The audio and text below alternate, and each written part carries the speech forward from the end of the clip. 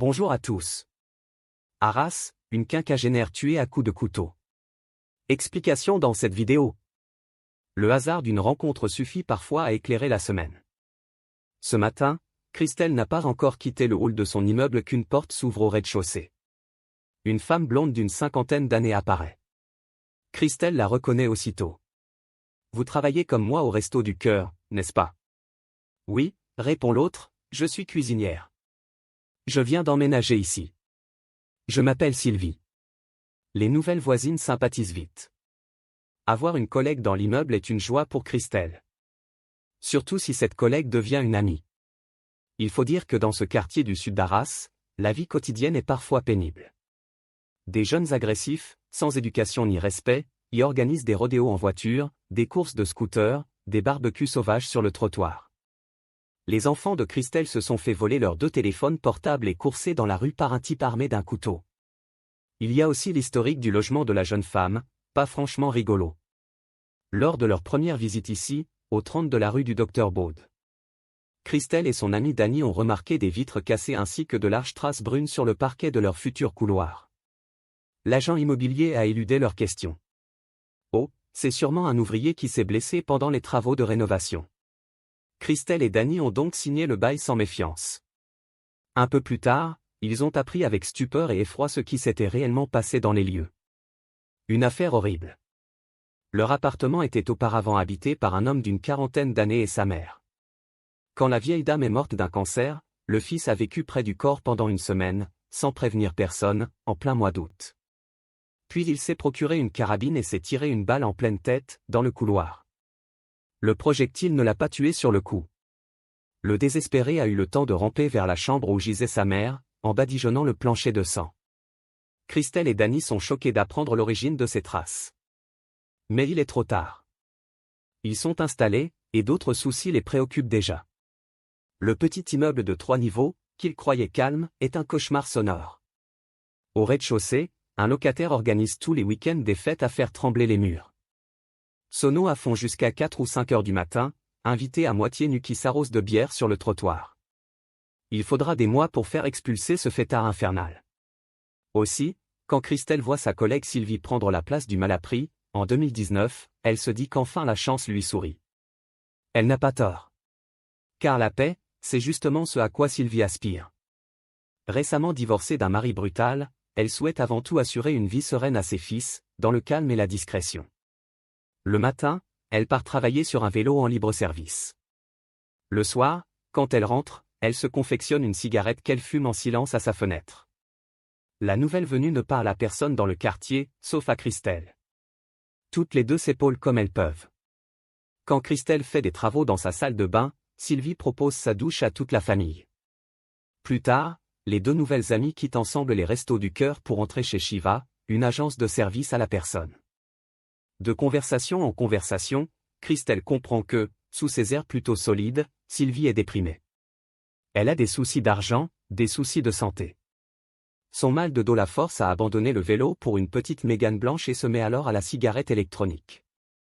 En 2021, dans un moment de détresse, elle essaie de se suicider en avalant des cachets. On la sauve de justesse. Peu de choses la rattachent encore à la vie. Il y a son chat, avec lequel elle regarde la télé. Et sa chienne Poupette, une petite bâtarde de la SPA à la gueule de travers. Je l'ai choisie parce qu'on voyait qu'elle s'était fait taper dessus, comme moi, avoue-t-elle. Sylvie a aussi son fils cadet, Florentin, qui vit toujours avec elle. Un jeune sympa, pas très bosseur mais facile à vivre. Le genre de gars qui, à 27 ans, joue encore aux jeux vidéo et fume volontiers un petit joint. Mais pour sa mère qui l'adore, Florentin est toujours disponible. Lorsqu'elle est fatiguée, il fait les courses. Le soir, il lui prépare les repas. En 2023, il s'installe un temps chez son père et se fait embaucher dans un vignoble pour les vendanges. Que se passe-t-il alors? On l'ignore, mais il ira jusqu'à percuter un arbre à moto, et se bousiller le genou. Jusqu'à tomber encore, en scooter cette fois, se blesser à nouveau et quitter son job. Il évoquera vaguement plus tard auprès de Christelle et Dani avoir eu des hallucinations. Lorsqu'il revient dans la rue du Docteur Baud, au bout d'1 an. Les cheveux longs et la barbe désormais hirsute, Florentin semble cependant toujours aussi cool. Le mercredi 3 juillet dernier, Christelle le croise devant l'immeuble et l'invite à monter voir ses enfants. Le jeune garçon bavarde et rit avec eux jusqu'à 1h du matin. Puis le surlendemain soir, nouveau moment convivial entre voisins. En rentrant du boulot, Christelle et son compagnon Danny discutent une bonne heure avec Sylvie, qui fume dehors sa cigarette électronique. Florentin est également présent. Vers 21h, il annonce d'un air gourmand à sa mère. Ce soir, je prépare des gnocchis à l'italienne.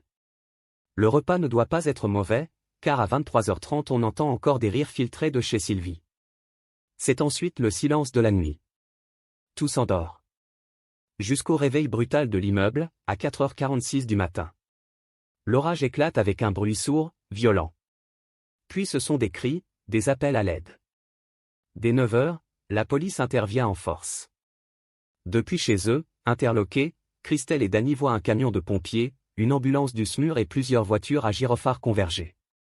Au petit jour, un agent de police vient frapper chez eux. « Je vais y aller franco », leur annonce-t-il. Il y a eu un meurtre au rez-de-chaussée. Votre voisine est décédée. Le choc. Sylvie, tuée? Mais par qui? La réponse est des plus cruelles, par Florentin, son fils si charmant. En entrant dans l'appartement, les policiers ont trouvé la pauvre femme morte, le corps lardé de 30 coups de couteau. Son garçon se tenait près d'elle, le t-shirt maculé de sang, sa lame encore en main. Après avoir poignardé sa mère, il a tué le chat, blessé la chienne et perforé le tuyau du gaz pour faire sauter tout l'immeuble. Les policiers emmènent Poupette à la clinique vétérinaire, et le fils au commissariat. Mais sous sa barbe impénétrable, Florentin ne livre aucune explication. A-t-il eu, cette fois encore, une de ces fameuses hallucinations? Au 30 de la rue du Docteur Baude, Danny et Christelle demeurent seuls aujourd'hui, anéantis par ce nouveau drame effroyable. Une question se pose, ne serait-il pas temps pour eux de déménager, et de fuir cette adresse décidément marquée par trop de tragédies? Merci d'avoir regardé, n'hésitez pas à partager la vidéo avec vos amis et à vous abonner à notre chaîne pour ne manquer aucune de nos futures vidéos.